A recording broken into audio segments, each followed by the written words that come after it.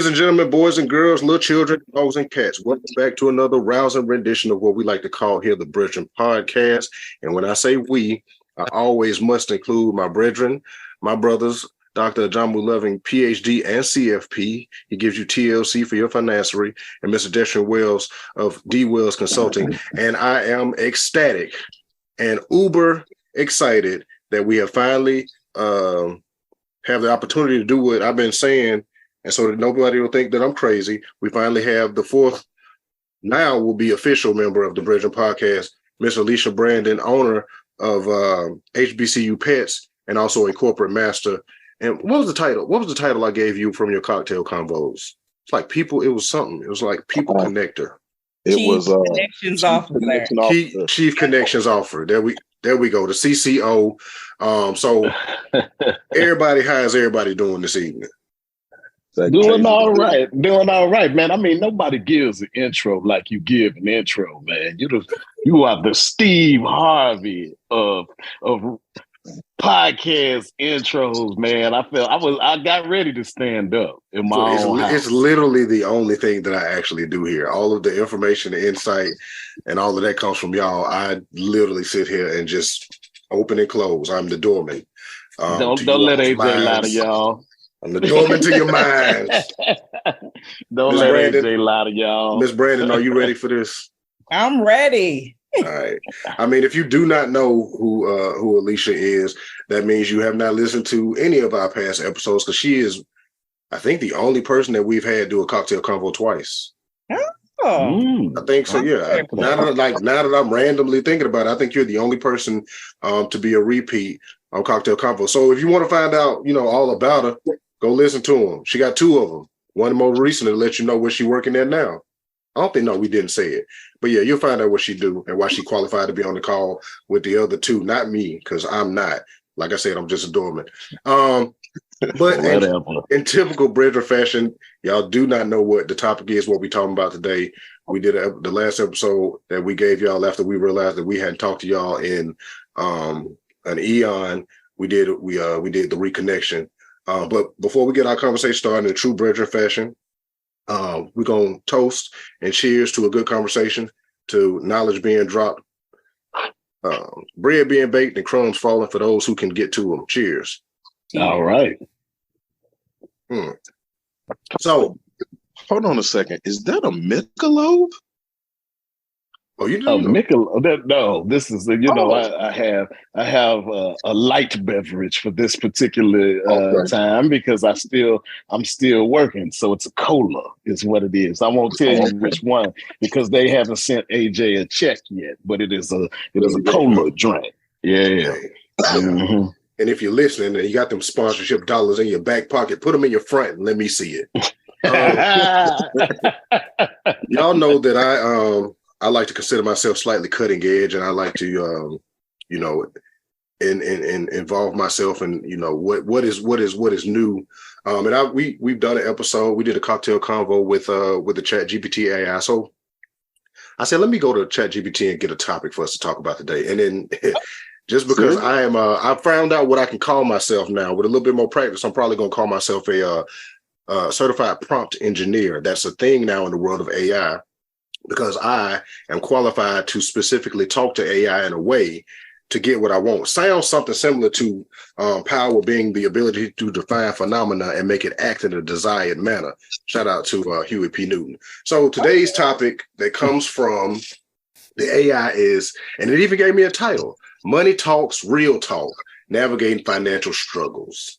So what we are going to do today is we're going to openly discuss the financial struggles and hardships that people face in both personal and professional realms, from living paycheck to paycheck to managing crushing debt, explore the emotional and practical aspects of financial difficulties while providing actionable insights and support.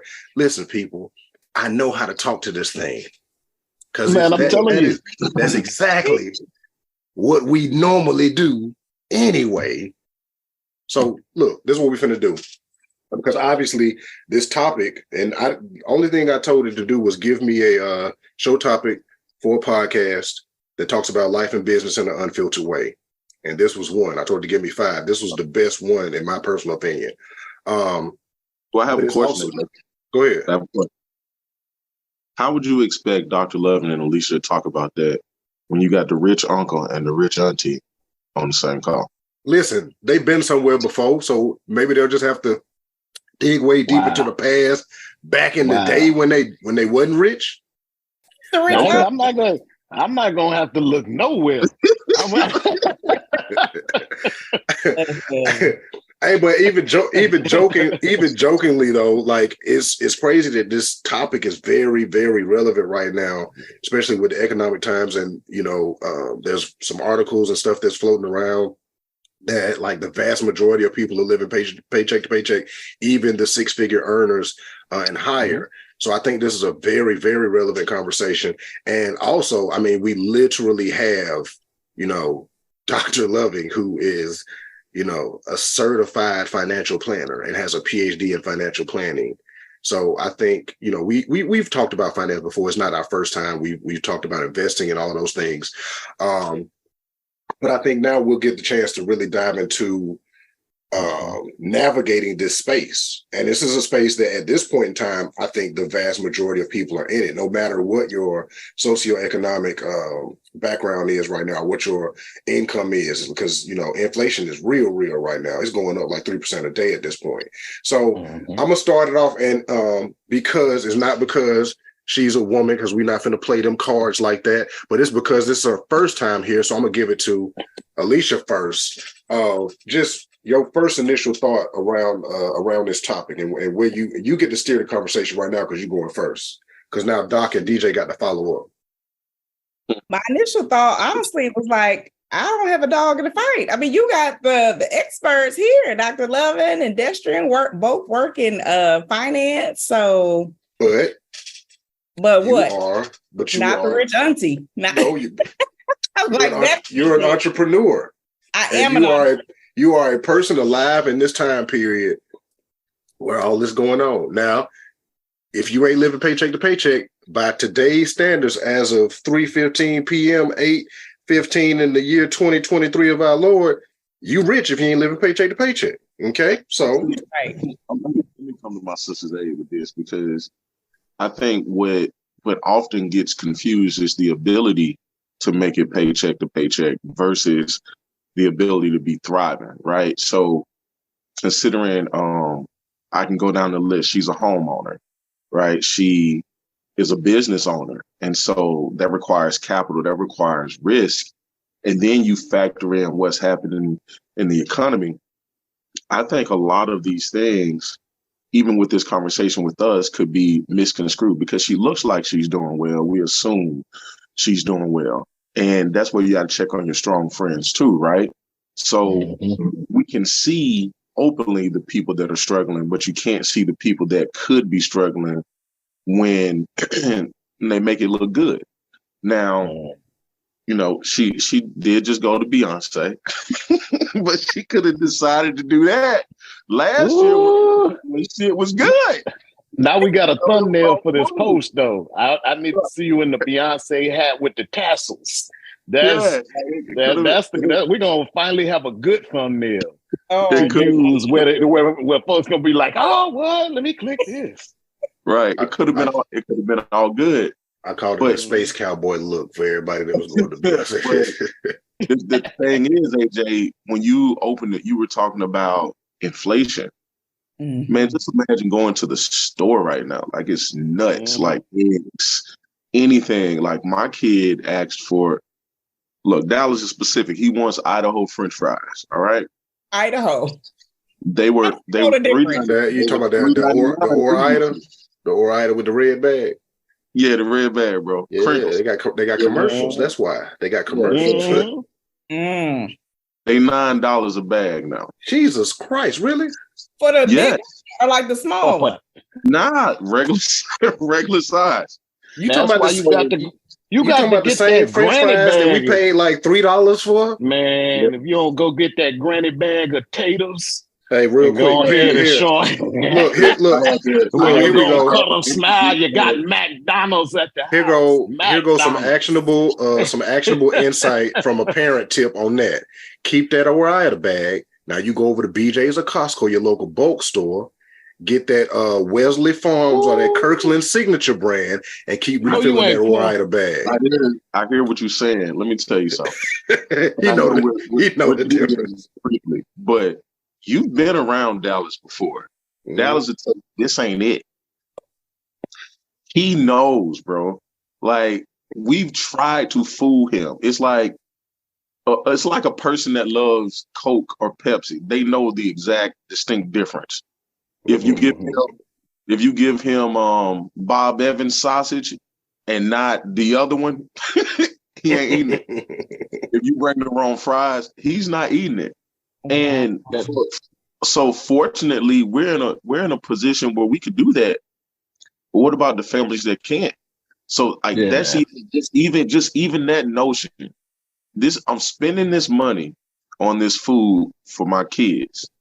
This might be the only money I have to provide for you. And then you, as a child, have a palate that the parent has obviously afforded you to have, and you throw it away. Yeah. Let me tell you something. I was going to say, like, for everybody right now, you are living in a environment where you have to be a little bit more flexible. So to AJ's point about putting the stuff in the other bag, okay, that's one thing. Sometimes you got to have hard conversations with the kids so that they can understand that money is not some ever-flowing fountain that you don't have to worry about the source of it at all, right? Sometimes we might need to try other brands when prices change. Why? Because I want you to understand that type of flexibility needs to be built into how you see consumption in general. It's not something that you can just keep the same when conditions change, right? There are certain things that are inelastic. You need gas to get to work so you can make money. You're going to have to buy roughly the same amount of gas no matter what to get to the places that you have to go, regardless of how much that price goes up. So in the places where you can flex, you need to be able to flex and try some of them store brands. You mess around and found out what I did, that the great value version of Kool-Aid tastes more like the sugar-free Kool-Aid tastes more like real Kool-Aid than the Crystal Light ones. That's right. I said the brands and everything. I stand by this taste test. Hey, I will pour out the Kool-Aids for you. We are open to sponsorship. The red. Why is red not a flavor? It's just a color. Because that's what we call all of culture. That's culture right now. So my point is this: like, we are teaching them by virtue of how we live and the decisions we make, what it is that they can do, so that when it's time for them to get into that dorm room and the money is not looking like you wanted it to, or you made a little mistake, now you can be flexible, right? Now you can recognize, okay, now I went to Ruth Chris with my little friends during homecoming. Thought it was cute to spend $120, and now I got $7 left for the whole month. How many noodles can I buy with $7? This is when you learn these things and see how you can stretch that bad boy out. Oh, no fresh kale? I know, right? No, ain't gonna be no fresh kale. What you're gonna have to do is see what you can find from somewhere else to sprinkle with the noodles. Get your egg. Don't boil it all the way. Put it in there. Some bacon bits. These are things that you learn when you go through it a little bit. And I'm not saying create these situations. I'm saying acknowledge your situations and then teach your kids some level of flexibility too. We are in a position where we don't have to flex all the time, but I think sometimes it's good for us too. I draw my line at bacon. There's a certain price that I will pay for bacon. And after that price, we eating some of the breakfast meat. That's what it's gonna be. Exactly. I draw the line and so this ain't nothing but a hog. I got a tip for you, Doc. Country in the grocery store. I get real. Here goes some more insight. Here goes some more insight for you. For your bacon, it might be cheaper to just go ahead and get that whole belly and slice it yourself. See, these are the things I'm talking about. Sometimes you're just a couple of steps away when you're talking about something that's pre-prepared in the grocery store. And I'd encourage you to look at the price. Next to the price, oftentimes there's a unit price, right? Per ounce or whatever. And you start to look at that unit price for that thing versus what it is if you get a whole bag of potatoes and just go ahead and chop those bad boys up. And now what you're looking at, right? And it's like there's so many times in which we waste opportunity to both save money and teach a lesson to our kids. And the reason I say this is because somebody taught us all of these lessons. I didn't learn this on my own. And if you think about it, we may not have had as much to work with in terms of what our parents were doing, but some of us had access maybe to even more, but they were going to teach you these things because as, Booker T. Washington, yes, I acknowledged it, asserted that being frugal, right, and thrift in general is a virtue that is going to pay off for you over the long time. Look at me, I'm coming from Morehouse and bringing something to the Tuskegee people that I know they're going to lap on up. Oh, I know y'all just y'all loving that. I know you are. I know you're laughing it up. I was told a black cat in the air. Oh, and Tuskegee will show up on your ass. Don't you? I knew what it was. Didn't you? AJ talking about. We had to get somebody else in here. How many other Tuskegee people are we gonna have in here? Tuskegee folks flooding the court. I see how we doing. We're gonna have a special. We're gonna have a special Tuskegee homecoming episode and everything. And I'm gonna be. The only one. Look, Doc. This platform is big enough for everyone. Call some of your Morehouse brethren and your Spellman sisters. Tell them to come on. Oh, okay. Tell them to come on. Look, this is an open platform. Matter of fact, matter of fact. I want to say, I think she went to Spellman. I got some, some cocktail convos lined up with some people. We just got to get the dates and the time straight. Yeah. There we go. I don't want to look. All I know is the artificial intelligence. Coinky dink. Just so happens that three of the four did attend an illustrious university of Tuskegee University, but Morehouse is an equally illustrious university. Now we're not gonna get it twisted here. Thank you for that acknowledgement. And, of course. I'm looking at DJ's face and eyes and what it is. You're the first black male PhD in financial planning. And where did you start your matriculation? At Morehouse. Thank you for giving me that opportunity to highlight the institution once more. Morehouse College, Atlanta, Georgia, 830 Westview Drive. Before we move on, I just also want to say that this portion of the podcast has been brought to you by Jack Learns Money, available now on Amazon. If you do want to have that conversation and start that conversation with your children about money, Jack Learns Money is an excellent book written by an amazing man. You can find it on Amazon and I believe on any of your digital service providers when it comes to book material. Oh, this is nice. Hey, look, this is the beauty of being able to do what we want to do. This is a good plug. We do whatever we want to do. Nice. This portion of the podcast is also brought to you by HBCU Pets. If you are like us and went to an illustrious, historically black college or university, and you also want your pet, or as they call them, fur baby, to rep with you, HBCU Pets has all your needs. Google it; it's there. That's what we got brands, man. When you Google it pops up. You ain't got to go to www./ all of that. No, we right there at the top of Google, man. Searches, baby. Yeah. AJ, before you transition, I do have a question for. I thought you were going to pull up something else. Go ahead. Oh, no, I'm good, man. I'm good. My question for Alicia right now, it didn't even dawn on me, like all the things that she had done. Number one, during the pandemic, but also now with the way things are. And I just saw she had a pop-up.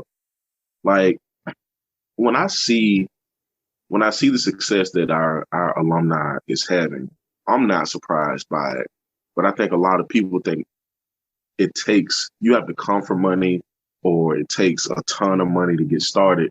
Like, Alicia, could you talk a little bit about like your journey just during these uncertain times, launching your business and then also putting it out there and investing in it? Like that has to be a little bit scary, but it also has to take a lot of courage And if you could share something that would help other women and other men obviously feel more comfortable doing that, I think that would be dope. Real quick, because you helping me right now, DJ. That's why we do this. When I say financial struggles or navigating financial struggles, I don't mean, and we don't mean that you have to be destitute, poor for you to be struggling. A financial struggle is, and Alicia shared this with, I think it was a grant. So a roll of grants just came through and you missed a deadline or something. And it's like looking for capital and funding, missing out on something like that. That's a financial struggle. It doesn't mean that you poor and you're out here begging or, down bad. It's just like, starting a business is a financial struggle, even if you got the money, because now you got to make sure that money comes back in. But I just wanted to make sure we frame in that portion of the conversation. When we say financial struggle, I know we say living paycheck to paycheck, managing debt and things like that, but it's, it applies across the board. So there we go. Go ahead. Absolutely. And the struggle is real. And I mean, I'm glad we're talking about it. It's can be a little uncomfortable, especially when you're not, quote unquote, doing what you're supposed to do. But as it relates to entrepreneurship, going back to Destrian's question, I birthed this business in 2012, birthed HBCU Pets in 2012. But I was scared. I had no direction. I didn't know where to go. I didn't have any money. So during the pandemic, back in 2020, my best friend was like, yo, you ready to get started? Let's go. And she bought me for my birthday a consultation with this gentleman who helps entrepreneurs get unstuck. And he basically gave me homework for like 90 days. You're going to do this, that, and the third, right? And it was basic stuff at first, like, okay, let's, purchase your URL. Let's make sure you have your business license. This is an amazing thing you're trying to do. You need to get trademarked. So I set sail really on those three major things. And I say major because although I could have done the trademark application myself, I didn't want to mess it up. I didn't want to delay the process anymore. So I hired an attorney, and that was my biggest purchase. It was like $2,000 for me to hire a trademark attorney. And this is me starting at zero profit, right? Spending my own money. And till this day, I'm still spending my own money. So I was a little upset to learn at Beyonce's concert that she awarded like $120,000 to 12 entrepreneurs here in Atlanta. I'm like, dang, you know what $10,000 would have did for my business? Right? It would have freed up a lot of my own money, that's for sure. And it just could have really made a difference. Maybe I could have hired somebody to do my social media, maybe a couple posts a week. I don't know how much that's going for these days. Y'all let me know. Bought additional inventory, right? Because I have to be very careful about how much inventory I carry, because there is no drop shipping, or I won't say no, it's very limited drop shipping options for pets.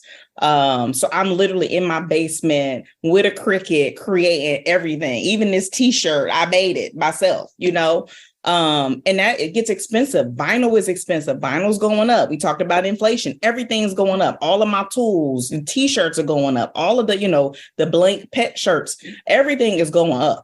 And I'm constantly funding things out of my own pocket. And it's, and I do well for myself, but now this is like a baby, right? I don't have any children currently, but this is my HBCU.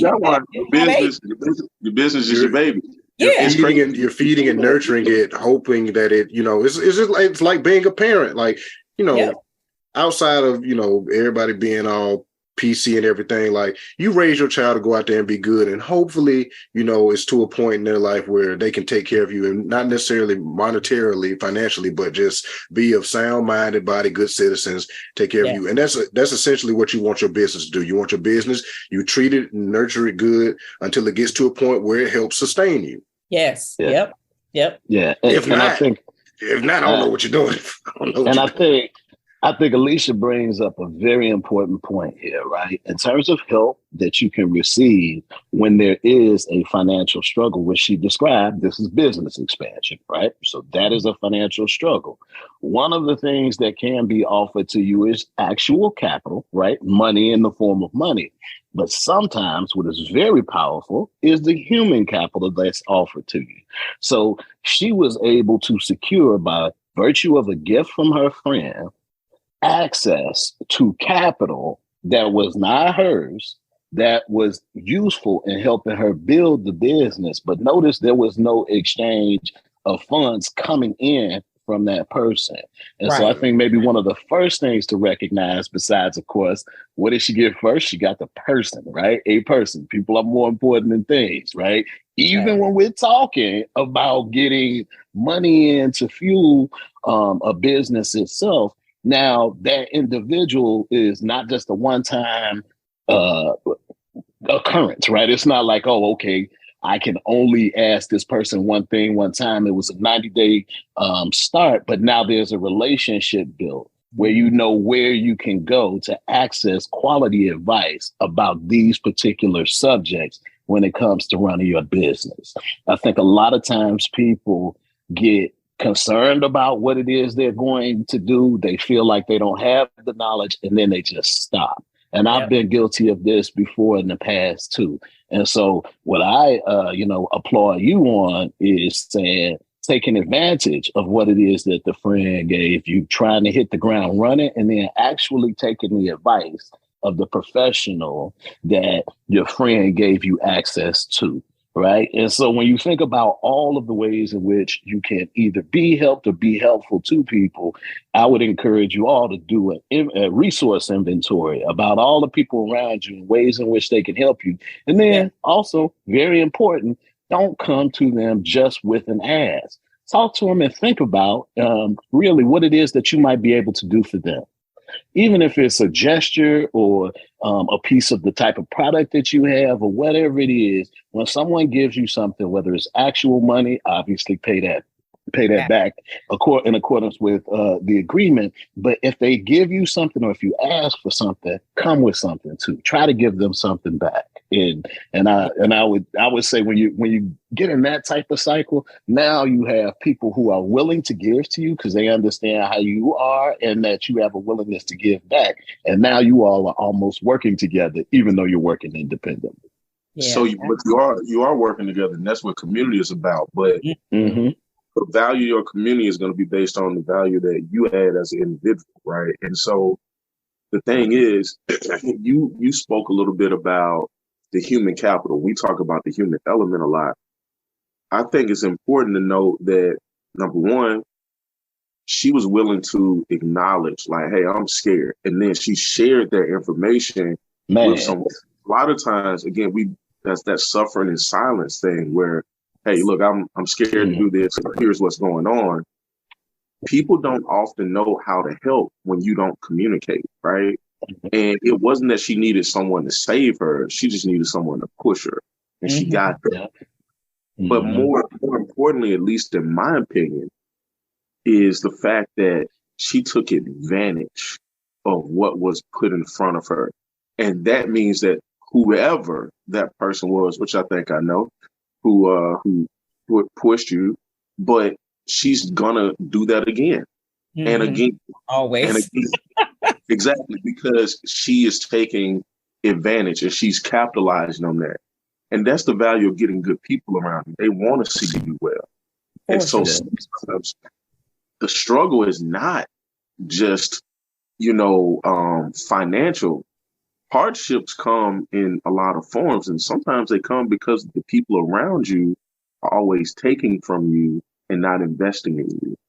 And so when you say take inventory, I would definitely encourage people to take inventory, because if the ask is always on the other end and there's never any investing or giving, that's not a mutual exchange. And it doesn't have to be 50-50. Life comes in all forms. Yep. I've had people do amazing things for me, but I'm always standing ready and willing to reciprocate that. And I think that's where you can eliminate some of these things, where you can pick up the phone and not be embarrassed or feel shame and say, hey, I need some help. Because a lot of the struggle comes from a lack of relationship and a lack of a network and a community around you that are willing to support and help you. And I would hope that any of you, if I see any of you throw that black hat up, I'm on the way. And I want to just say, Destrian doesn't just stand ready and willing to help. at least for me, for AJ, I'm sure for Alicia, he actually will offer, right? And try to be there. It's one thing to just stand pat and say, hey, if they ask me for something, then I'd be willing to do it. But offering, especially when people have done things for you, is a great thing. And I think also looking at your friends and inquiring. Destrian will call me, how are you doing? What's going on with whatever this one thing, either a business opportunity or family, personal thing? What's going on with that? And AJ does the same thing. We check on each other, right? And I think checking on each other in a struggle, it does something for you as a person who's checking on the other person, because it makes you feel like you're engaged and closer to that person. And the person who is being checked on feels cared about and considered, which I think is a valuable thing too. But beyond that, what happens is now you're communicating with one another more, you're sharing your problems more, you're sharing your successes more, and people can rise together because now you have entree to a broader network, right? So there's two or more gathered together. We hear this all the time in church, right? But there's a network and amplifying power that is available, even mathematically, before you add the spiritual elements in it, just based on who and what you all know, right? So getting on one accord with another person can help you ease some of the trauma associated with struggling, whether it's a positive struggle and you're trying to push something forward, or it's a struggle on the other side and you're trying to keep from slipping down. People around you are helpful in that endeavor. Absolutely. And never fail alone. I learned that early in my corporate career. And one of the things I struggle with, and many people, especially I know Black women struggle with, is being vulnerable.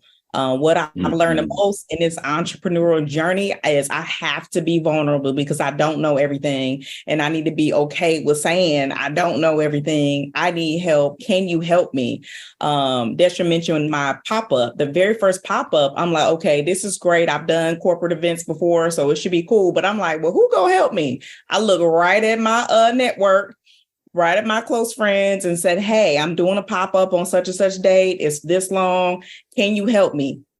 Absolutely. I got zero pushback. Absolutely. The next one, I didn't want to ask the same crew. In fact, some of them were vacationing and doing their own thing. I asked other people. They said the same thing. Absolutely. But I'm a giving person, so it's always good to have that reciprocated.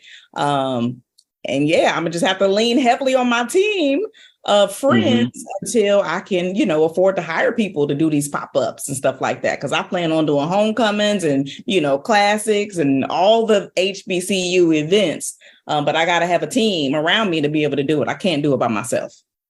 One of the most beautiful things that I love about doing this thing, whenever we do it, is the fact that everything organically comes together and always ties in and intertwines because we talk the same consistently. It's not an act, because the very first episode that we ever did of this thing that we call this little thing of ours was power circles and strategic partnerships, and everything that you all just talked about and explained is exactly that. And every topic where it's almost like we've built two sides of something, where it's like you have your foundation and then you have your external factors and situations and scenarios and how to deal with them. And it always ties back into your foundation that we've explained or help you try to build, helps aid that. If you're going through struggles, call your power circle. And I think it's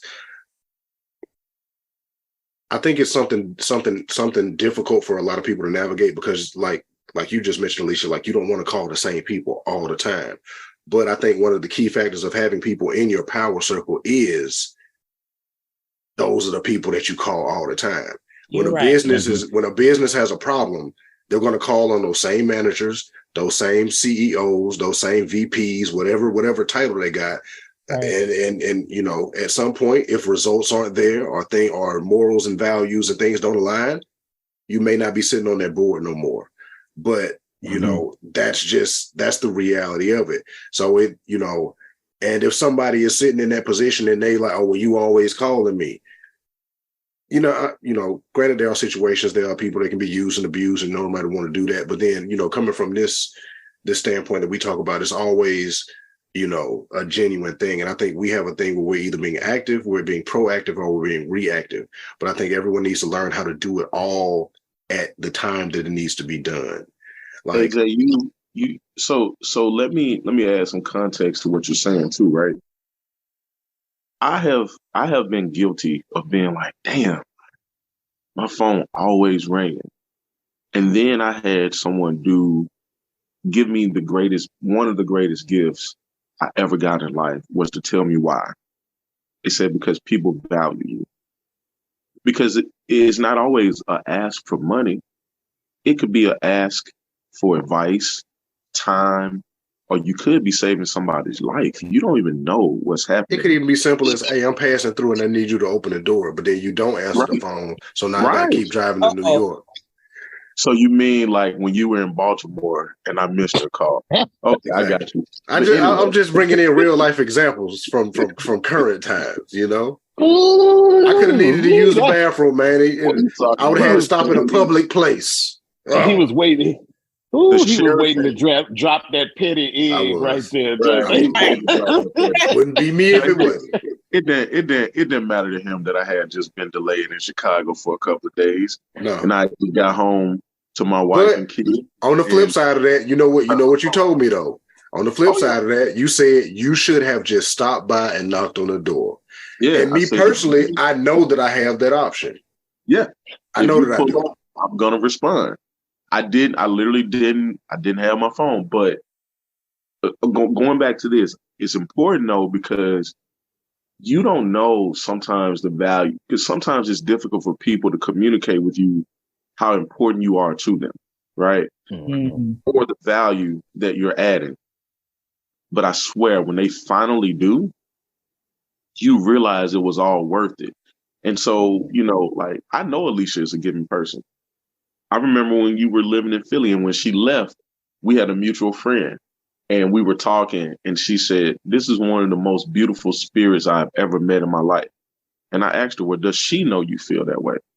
And so I think it's important that we start sharing with people how we feel about them and how we're experiencing them, because that also informs their availability to you, because sometimes they don't know and people get tired.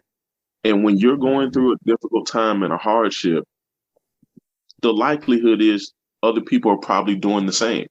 Right. And so it's harder to ask then if the relationship is not correct. So we got to get our relationships right. And then that informs our ability to be able to better ask for help and be more comfortable asking and understanding that if the person is able, maybe they will. But we also have to learn to accept a solid no. And I think that is the fear in our community, because a no kind of ends friendships sometimes. And I don't think that's right. So if I can't do something for you, does that mean that I don't care about you? I may be in such a bad space that I can't do it right now. And again, what it looks like and what it is are two different things. So just because I'm able to maybe manage this pressure or this current instability a little bit better on the outside doesn't mean that I don't have chaos going on internally or mentally. And when the ask comes and I can't respond in the manner in which you want me to, that shouldn't end our friendship. I would hope that it would say, well, I know I asked, but are you okay? Yeah, man. I was gonna say, man, that's so doggone important, man, because I think sometimes when you're going through trouble, you feel like you're the only one who's going through trouble, right? Mm-hmm. And people can get really indignant because emotions are high and say, why is it that nobody cares about me? You got to recognize that your business is your business, right? Whether it's your own personal financial business or literally a business you own and it's yours. Recognize that ultimate responsibility falls on you, right? In terms of resolving your issues. But the solution is in part being helped by having other folks around you who have the ability and have the capacity and have the time to help you. But nobody is in a position where they are forced to do so. And here's another important part: forced to do it on the terms that you think. Because there are people who could have been in Alicia's exact same situation and saying, okay, I know I need capital to expand. And it's like somebody giving you a fishing pole instead of a fish. Right. I need the fish. And you could have been of the nasty disposition if you wanted to. You got the money. Why didn't you just go ahead and give me the money to float it? Now, you found that they gave you a 90-day solution that ended up being more valuable probably than the money that individual could have just given you out of their own resources. But you had to take advantage of that. You had to be grateful right at the onset and recognize that there is some power in what it was that you were given and given an opportunity for, and be grateful about it. Like the story that you're telling about this person helping you. I've heard people tell similar stories. I've heard people with I'll call it maybe a vagrant mentality, right? Where they say they're out on the streets and hungry. You say, okay, in lieu of me giving you cash, I'm going to stop right here and give you this sandwich. And then the person on the street is telling you, looking down on the gift that you've given them. That's how you look when you ask for help for people. Someone extends themselves and gives you something that maybe looks a little different than you thought it would look, but you didn't even take the time to see the value in what it is that they had given you. And they may have given you something that was more valuable than money. Real quick, I like to make sure that everybody is above board when it comes to things. Doc has used the word indignant before, and I'm gonna be honest with you, didn't know what it meant. I just thought that was his cool way of saying ignorant. So let me just hip everybody to just hip everybody with indignity. We're doing vocabulary words now. Hey, every now and again, I have to do this for myself, and I know I'm not the only one, because indignant sounds just like ignorant to me, but in actuality, they kind of mean the same thing. If I'm speaking personally, indignant behavior is in that ignorant. Situation. Indignant behavior can be ignorant. It's feeling or showing anger or annoyance as what is perceived as unfair treatment. So perceived is a key word for me. So if you think you're being treated unfairly and you angry or annoyed, that's ignorant behavior anyway. But indignant and ignorant are not the same things. So I just wanted to put that out there for other people. I appreciate you acknowledging that you was being indignant when you were driving back from Baltimore to New York. But we can move forward. I appreciate you for using it in a sentence, just because you just wanted to do that. But that's fine. But y'all, I my desk is a scattered mess. If anybody that knows me knows, and I've been public about my chaotic brain. Albert Einstein was the same. And I just happened to look over at a note and saw the top part that said take. And the next one was action. And I remember from a while back, DJ, you might remember this. It was probably from when we were working together with the previous company. I told everybody to take care. And care stood for charge or control. So take charge or control, take action, take responsibility, and take your emotions out. And I think that was one of the most realistic things that I told myself, because every time I talk, I always talk for myself personally. And I work in acronyms. I don't know why. It's just how I am. But doing those things in that specific order, especially when it comes to dealing with struggles and any kind of struggle, because we're talking about financial struggles and hardships, but I think we can do financial struggles and then just take hardships by itself, where it could be any kind of thing that you're going through, any kind of obstacle, barrier, hardship, struggle that you're going through, and in the personal and professional realm. And just being able, we talked on a previous episode about, I think we called it executive communication, just being able to, like, if I'm talking to you, I need to know how to talk to you. You need to know how to listen to me. And then you need to know how to respond to me. And I need to know how to hear you responding to me. At any given point in time during the flow of communication, if one of those four things don't work, then it fails, or it has the potential to fail, or it has the potential to be prolonged or misconstrued or anything. It just don't work. But if all four things go smoothly, it's like a plane taking off and landing when the weather is fine and the pilot is amazing and there is nothing going on. It's one of those things. If one of the four go wrong, you got some turbulence, might have something worse than that. And then I also mentioned about how we had, being active. One of the things that I'm deliberate about, and all of us are deliberate about, is being active. Like, I'm always telling y'all I love you.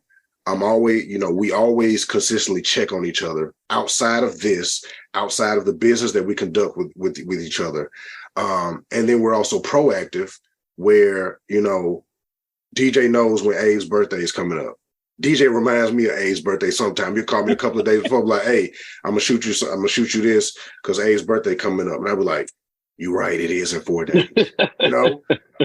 And then also being reactive where when things happen, when something happens to us, we know how to get into place. And then a lot of times when those three things align, it's like if I'm consistently being active and you know that I love you, and then something happens to you and I don't immediately respond, the fact that I love you does not just go, you're like, man, you don't love me because he ain't called me as soon as it happened. You already know.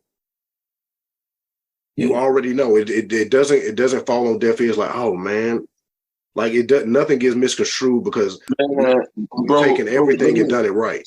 I had this conversation with someone literally yesterday. My friends really fall into two buckets. I have friends that I've known a lifetime. I know that they love me. I trust them with my life, with my family's life, but I also know them, so I know what they're gonna do. One of my best friends, you met him at my wedding. He's the worst fucking friend in the world, but he's clutch. He's clutch. He'll hear this and he'll know it's him. The dude is like, he's never missed a game winning shot. When I need something major and that phone rings or that text goes out, the answer is like, oh, I'm there. I mean, my wife was stranded once and he went and got her. I wasn't even here. But if I had called him and said, hey, what's up? You want to just shoot the breeze? Nah, he's not answering the phone. He don't like that. But when you need him, he's always there. He's clutch. Mm-hmm. And so I know that about him. I love him. He loves me. I have people that there's a need to talk to them more because they require that in order to feel appreciated, valued, and loved. Mm. I'm not like that. But I've come to understand over time, you give people what they need, you'll get what you need as well. And so for me, I think when I really sit back and I look at my life, one of the reasons why, regardless of what's going on in the world, my sentiment typically doesn't change because the people I have around me are consistent and I know that I can rely on them. So if I don't have it, I'm not afraid because I know that somebody around me does. Because when I'm up, we up. So when they're up, I'm up. And so, again, that's a more communal way of dealing with things. But for me, it's been a cornerstone of at least how I think I built the relationships that I have. Me and my friends don't argue. We don't bicker. We've been each other's banks. We've helped each other launch businesses. And we're there. I would hope that everybody would have that type of sense of community around them, but I can clearly see that they don't. And to mine, I appreciate all of y'all because it makes my life a lot easier to navigate. And it takes away some of the stress that may otherwise make some other people become unhinged.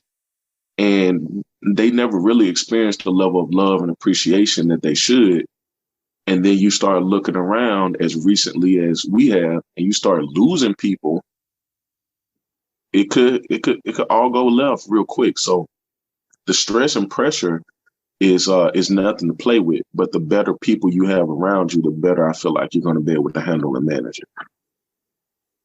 Yeah, I think that's an excellent point. I think the fact that The fact that you have better people around you is important. I think the fact that you're able to remain flexible or create flexibility in tight situations, recognize that there are options, and that take your ego out of it. And I think, AJ has said emotion, but I think ego is one of the things that stops us from asking for help from people who could otherwise help us. It stops us from humbling ourselves and recognizing, hey, let's go ahead and cut back a little bit so that we can have some money going forward and be in a more secure position. Ego is all around us in ways that is not necessarily helpful for us. I'm not saying ego is completely unhelpful. There needs to be some level of self-esteem and some place that which you say, hey, I have value. I'm not talking about that. I'm talking about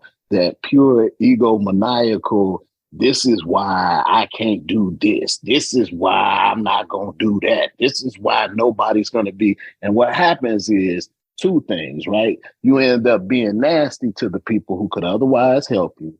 And you end up putting, in many cases, yourself in worse positions because you refuse to acknowledge the realities that you're dealing with. And so, well, I'm going to spend this. Well, your money says that, right? Well, I'm going to go here, but your money says stay home. All of these things, when you do them in order, keep you from doing what Alicia just did. And that's being able to afford Beyonce tickets. And that's all I got to say. Hey, so I know Alicia got a meeting. So, Alicia, go ahead with your final thoughts before you got to get up out of here. Send me all the grants. No, I'm kidding. Not for real. No, it's definitely grant season for me. I've been seeing a lot of them pop up. But my message would be to, don't be afraid to start. As I mentioned, I sat on this big idea for 12 years because I didn't know where to start. Just start. And just, if you're scared, do it scared, because you don't want opportunities to pass you by. And also lean on your power circle. I think somebody in this group wrote a book about it, because they definitely are, your network of friends, community that's really going to help you when you need it, whether it be business, personal life, so on and so forth. Well, definitely, this portion of the program has been brought to you by Power Circles and Strategic Partnerships. It's not just the name of an episode; it's the name of a book. The Destrian stole the title from our first episode, but we graciously allow him to do that because why? We're part of the Power Circle. But that book is also available on Amazon. Type it in. You'll find it. It's, the author's name just happens to be Destrian Wells, kind of like the gentleman that's on this program with us right now. I don't know if they're the same. I hope they're the same, because if it's not the same, then that gentleman needs to give us a little cut, because he stole the title of our very first episode. And I think that that intellectual property is quite valuable enough to write a book off of. There we go. So when you think about IPs, right? And I guess I'll go and close my final thoughts. The word stole is a bit aggressive, sir. However, if I'm going to show you how much I love you. If you go and look at the credits on that book, I wrote the foreword. I know. Hey, exactly. So I make sure that whatever I do, I am willing to share that with the people that I care about. And so because of that, I think they're willing to share with me, because you guys didn't have to. I came to you guys and said, hey, look, I think this is the appropriate thing for me. You guys shared that with me, and that is our IP. And I think you all know that even on a go forward basis, I'm going to share with you. When you're a person that gives and you share, two things are probably going to happen to you in your life. And I just want to put it out there. You're probably going to get taken advantage of more than you should, but you eliminate those people and you consolidate your life with the people that appreciate what you give, and they're going to give it back. And your life is going to be exponentially better. So to the extent that you are a giver and you've been taken advantage of, we all have. To the extent that you're a taker, somebody's gonna eventually say, I'm not gonna allow you to take from me anymore. And then your table runs out, but their table is gonna expand because their bandwidth to be productive is gonna grow. Yours is gonna shrink because you no longer have that leg to lean on. So if you are a person, good heart, good nature, feel like you've been taken advantage of, let it go. Keep giving, but start really understanding who reciprocates that and give to those people. And when tough times get tough, you can lean on each other because you will get it back from them, but you'll never get it back from a taker. And so, that would be the only thing that I would add. And I'll just say for my part, when you look at different systems, right? There's always an action and the reaction, right? And when you look at the Bible, a lot of times it talks about things in agricultural terms, right? And the term that you hear a lot is sowing and reaping, right?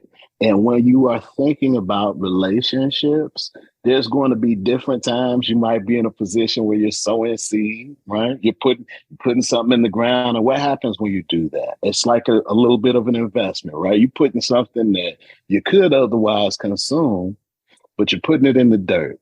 And it seems crazy to take something that you could otherwise eat and throw it into something that seems like it's waste. But when you throw something in the dirt and then you take care of it and you cultivate it, eventually what happens? It grows and you continue to look after it, and then you have a harvest. And that's how our relationships work. We're planting seeds with one another. We're reaping harvest from one another. We're helping others reap their harvest. And if you can do it with a sense of joy and love and happiness in your heart, then what happens is you have more and more people willing to share with you in your endeavor. And that's what community building is about. But it's about real sharing, real investment, really caring about one another, really cultivating and taking care of those relationships and taking care of one another that give us a lot more power and making sure that you're not by yourself out there and you have access to more than it seems like you have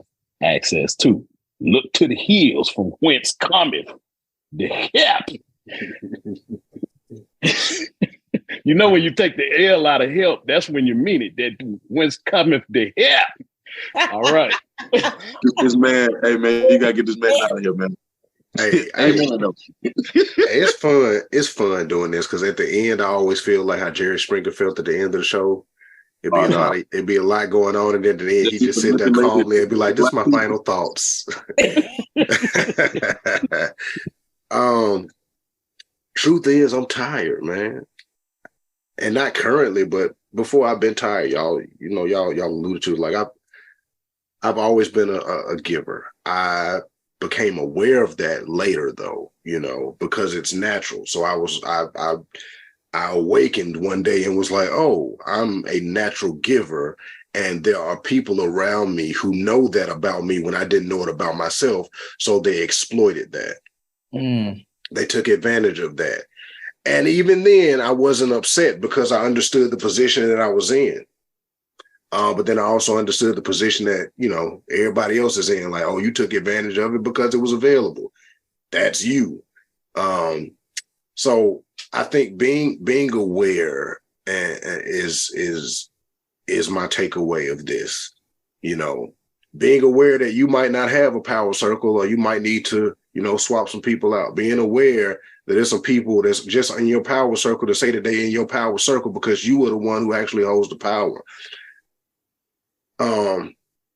Doc, you said it's like seeds, and a while back, years before I even met you, I was like, you know what, relationships and things, the whole power circle thing was like, if you ever take a stagnant body of water and you drop a rock in it, the ripple goes out in a perfect circle, and it'll keep. And every time you drop a rock, that ripple goes out in a perfect circle. And even when it rains, if you ever looked at a lake when it rains, every drop creates a perfect circle and they all just overlap. They don't never get jagged. They just overlap. But what I'm here to tell you is somebody can come in there and fuck your circle up. So best thing I can tell everybody is to not let that happen. Be aware and take care. Understand that everybody ain't for you, and that's okay. And you ain't for everybody, and that's okay. If you're struggling and you having hardships, that's okay. You should have people around you that you can express that to, and they can help you navigate it. You do not have to do this shit alone.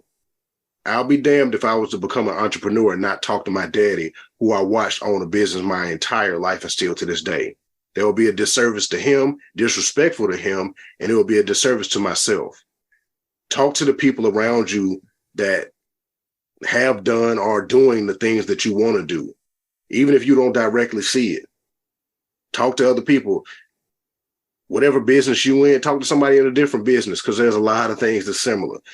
I always say this, and I'll say it again. We got to lead with similarities versus leading with difference. And it might just be the yak talking. But it's worked. It's working. I ain't the first person to do it. I ain't the last one. My kid's going to do it. So with that being said, this has been the BREADren Podcast. We love you. Please go to hbcupets.com. Buy some. If you ain't got no pet, you know somebody with a pet. Buy one for the stray dog in the neighborhood. Make them look classy and not trashy. Check us out at Dr. Ajamu Loving on Instagram, Loving on Money and You on Facebook, ajamuloving.com. Destrian Wells with dwellsconsulting.com. And you can find me if you can find me. Jack Learns Money is now available on Amazon. Power Circles and Strategic Partnerships is also available on Amazon. There's a lot of other stuff on Amazon, but those are two things you need. It's going to feed you, your soul, make you better. We think so. And y'all been listening this long, and if you haven't, welcome. And then tell somebody else. BREADren Podcast at BREADren Pod. That's spelled like bread because we always talking about bread because we always getting bread. BREADren Podcast. We love you, and there's nothing you can do about it. Don't suffer in silence. Peace. BREADren.